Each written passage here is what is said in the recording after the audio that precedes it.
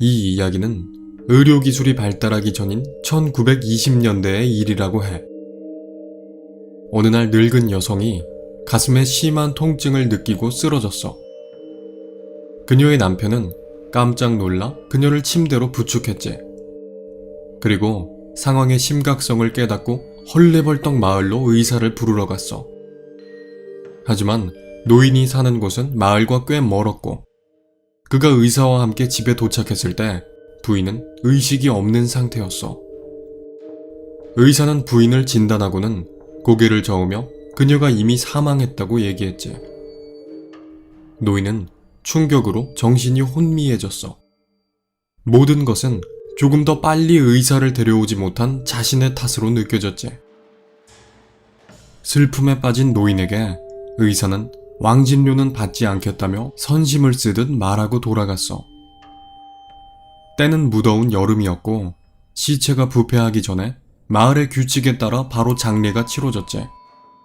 간소한 장례식 후에 그녀의 시체는 마을 공동묘지에 묻히게 되었어. 노인은 슬픔을 주체하지 못했고 그녀의 관이 놓인 구덩이에 자신의 몸을 던졌지.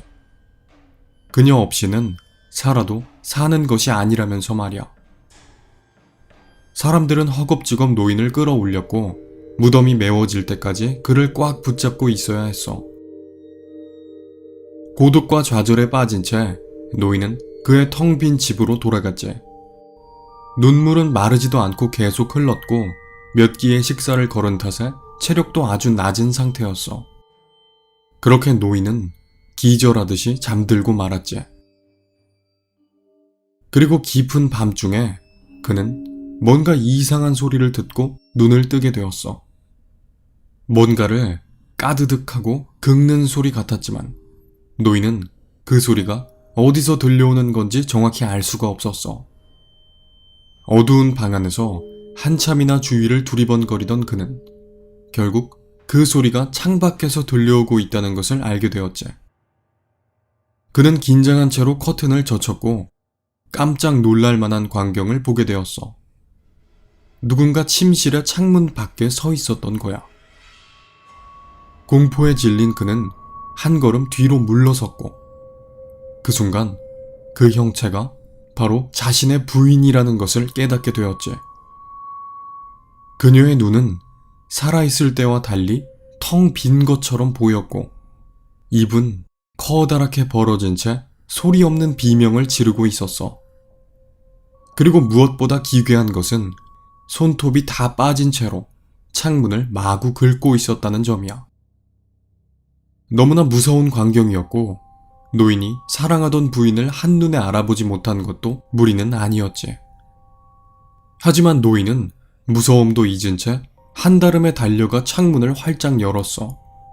반가움과 놀라움, 그리고 공포와 충격이 뒤섞인 채 돌아온 자신의 부인을 맞이하려고 했지. 하지만 그때 그 형체는 연기처럼 스르르 사라져버렸어. 노인은 놀라움과 당황스러움으로 어두운 허공을 바라보고 있었지. 그리고 잠시 후 그는 정신을 차리더니 집 안으로 뛰어들어갔어. 그리고 서둘러 옷을 챙겨 입고 마을로 달려가기 시작했지. 노인은 모두가 잠든 밤거리를 달려 의사의 집에 도착했어. 깊은 밤이었기 때문에 의사는 자고 있었고 그를 깨우기 위해 몇 번이나 문을 두드려야 했어. 마침내 의사가 졸린 얼굴로 나타났고 노인은 자신이 겪은 일을 다급하게 얘기했어. 당장 그녀의 무덤을 확인해야 할 것 같다고 말했지.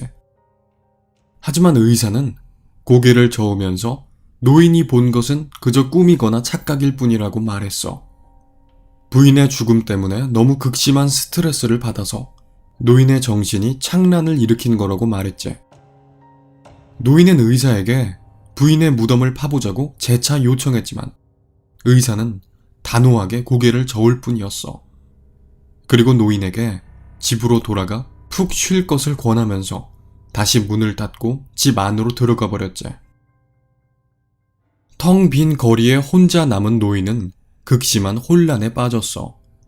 자기가 정말로 미쳐가는 것인지 아니면 그 형체가 진짜 부인의 유령이었는지 도저히 판단할 수 없었지. 그는 의사의 말을 따를까? 아니면 자기 혼자서라도 무덤을 파헤쳐야 할까? 결정하기 힘들었어.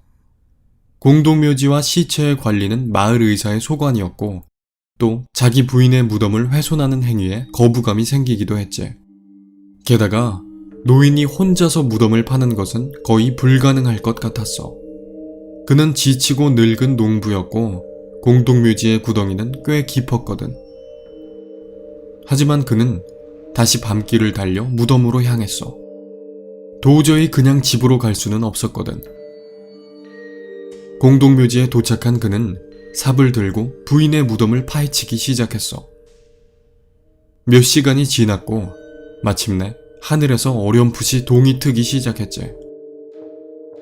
노인의 삽 끝에 딱딱한 관의 촉감이 느껴져 왔어. 노인은 마지막으로 흙을 몇 번 더 파올리고 떨리는 손으로 관 뚜껑을 열었지. 미약한 태양 아래 드러난 관 속의 모습은 노인에게 경악과 슬픔을 동시에 가져다 주었어. 부인은 아까 그가 보았던 모습대로 입을 크게 벌린 채 소리 없이 공포의 비명을 지르고 있었지. 손톱은 모두 빠진 채 끔찍한 피투성이가 되어 있었어. 관 뚜껑에는 그녀가 만들어낸 긁힌 자국이 가득했지. 그녀는 꽤 오랜 시간 동안 관 속에서 빠져나오려고 안간힘을 쓴 게 분명해 보였어. 하지만 이제 그녀는 정말로 시체가 되어버렸지. 관 속에 들어가 땅에 묻힐 때는 아니었겠지만 말이야. 그녀는 산채로 묻힌 채 관 속에서 의식을 되찾았던 거야.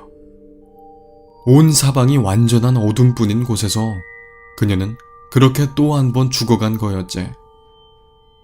의사의 진단은 틀린 것이었어. 그녀는 의사가 도착했을 때 아직 살아있는 상태였지. 이 이야기에는 몇 가지 버전이 있어. 1920년대부터 떠돌던 괴담이니 여러 가지 결말이 있어도 놀랄 일은 아니겠지. 우선 첫 번째는 격분한 노인이 의사에게 찾아가 그를 똑같이 생매장해버리는 쪽이야. 두 번째는 슬픔을 이기지 못한 노인이 스스로 목숨을 끊고 부인 곁으로 가버리는 내용이지. 마지막은 부인의 유령이 매일 밤 의사에게 찾아가 의사가 결국 미쳐버리고 만다는 내용이야. 셋 다 해피엔딩이라고 보긴 힘들겠지만 그래도 제일 마음에 드는 쪽을 결말로 선택하라고. 아니면 스스로 새로운 결말을 만들어보는 것도 좋겠지. 그게 충분히 오싹하고 재미있다면 2020년쯤엔 네가 만든 괴담이 이 이야기의 메인 버전이 될 수도 있는 거잖아. 누군가 처음으로 이 괴담을 퍼뜨린 사람처럼 말이지. 도전하는 자에게 행운이 있기를.